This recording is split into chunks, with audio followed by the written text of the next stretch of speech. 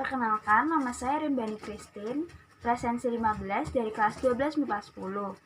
Saya akan menjelaskan mengenai apa itu mutasi. Mutasi adalah perubahan yang terjadi pada materi genetik. Berdasarkan letak sel yang mengalami mutasi, mutasi dibedakan menjadi dua, yaitu mutasi somatik dan yang kedua mutasi gametik. Mutasi somatik terjadi pada sel tubuh. Mutasi ini tidak diturunkan, tetapi apabila terjadi pada saat embrio, maka mutasi akan mengakibatkan kelainan yang dibawa dari lahir hingga dewasa. Apabila terjadi saat dewasa, maka kelainannya dapat ditoleransi. Yang kedua ada mutasi gametik. Mutasi gametik terjadi pada sel gamet. Mutasi ini diwariskan kepada keturunannya. Apabila mutasi yang terjadi besar, maka bersifat letal. Berdasarkan jenis kromosom yang mengalami mutasi dibedakan menjadi dua, yaitu yang pertama mutasi autosomal dan yang kedua adalah mutasi terpaut kelamin. Mutasi autosomal terjadi pada kromosom sel tubuh. Mutasi ini dapat bersifat dominan maupun resesif. Yang kedua adalah mutasi terpaut kelamin. Mutasi ini terjadi pada kromosom seks berupa pautan gen. Mutasi tingkat gen dibedakan menjadi tiga, yaitu yang pertama adalah akibat perubahan jumlah basa nitrogen. Yang kedua adalah akibat perubahan jenis basa nitrogen. Dan yang ketiga adalah akibat perubahan urutan basa nitrogen. Akibat perubahan jumlah basa nitrogen, mutasi dibedakan menjadi tiga, yaitu yang pertama ada duplikasi atau penggandaan, yang kedua adalah adisi atau penambahan, yang ketiga adalah insersi atau penyisipan, dan yang keempat adalah delesi atau penghilangan. Pada dasarnya, adisi dan insersi adalah sama, yaitu penambahan satu atau lebih basa nitrogen pada rantai nukleotida. Apabila penambahan terjadi pada pangkal rantai nukleotida disebut adisi. Apabila penambahan terjadi pada tengah-tengah rantai nukleotida disebut dengan insersi. Sementara itu, apabila terjadi pengurangan jumlah basa nitrogen pada rantai nukleotida, hal ini disebut dengan delesi. Mutasi akibat perubahan jenis basa nitrogen dibedakan menjadi dua, yaitu yang pertama substitusi transisi dan yang kedua substitusi transversi. Substitusi transisi terjadi dengan penggantian pasangan basa nitrogen dengan basa nitrogen lainnya yang sejenis. Contohnya adalah basa purin digantikan dengan basa purin dan basa pirimidin digantikan dengan basa pirimidin. Yang kedua adalah substitusi transversi. Substitusi transversi terjadi apabila penggantian pasangan basa nitrogen dengan basa nitrogen lainnya yang tidak sejenis. Contohnya adalah basa purin digantikan dengan basa pirimidin dan sebaliknya. Mutasi substitusi pada umumnya menghasilkan mutasi salah arti, yaitu perubahan kodon yang menyebabkan perubahan kode asam amino, sehingga berbeda dari kondisi normalnya.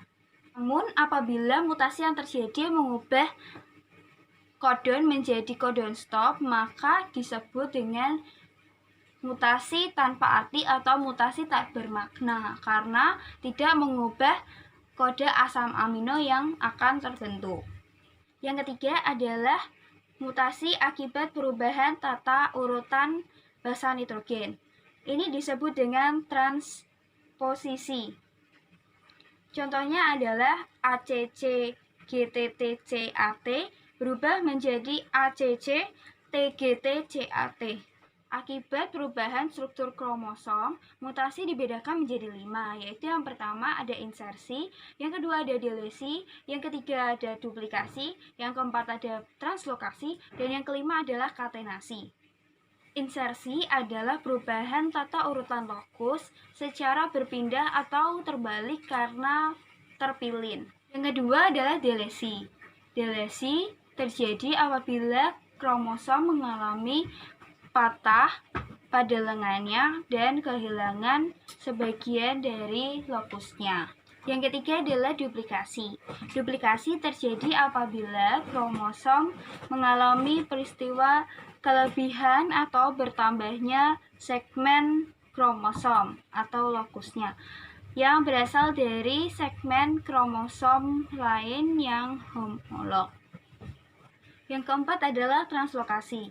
Translokasi terjadi apabila kromosom mengalami peristiwa patah, kemudian segmen patahannya itu melekat kembali pada kromosom lain yang tidak sehomolog.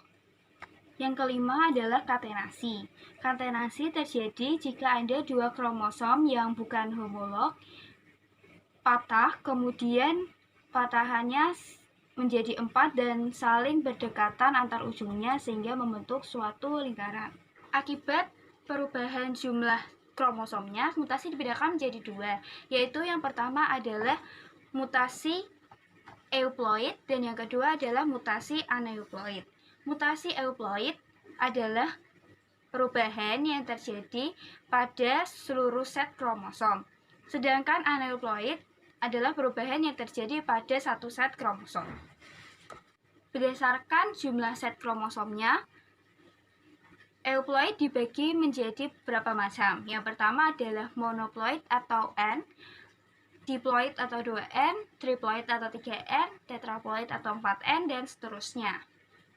Berdasarkan asal kromosomnya, euploid dibagi menjadi 2, yaitu yang pertama adalah autopolyploid dan yang kedua adalah allopolyploid.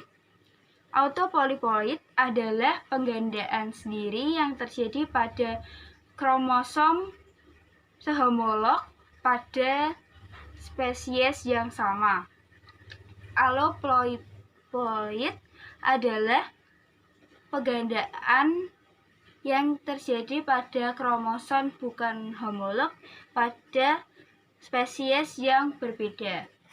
Penyebab terjadinya aneuploidi adalah yang pertama, anafase lag atau peristiwa tidak melekatnya kromatid pada gelondong pembelahan saat meiosis.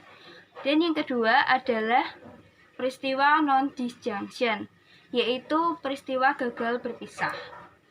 Peristiwa gagal berpisah dibedakan menjadi 4, yaitu yang pertama adalah monosomi atau peristiwa hilangnya satu kromosom.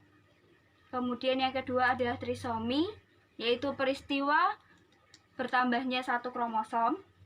Yang ketiga adalah peristiwa tetrasomi, yaitu peristiwa penambahan 2 kromosom.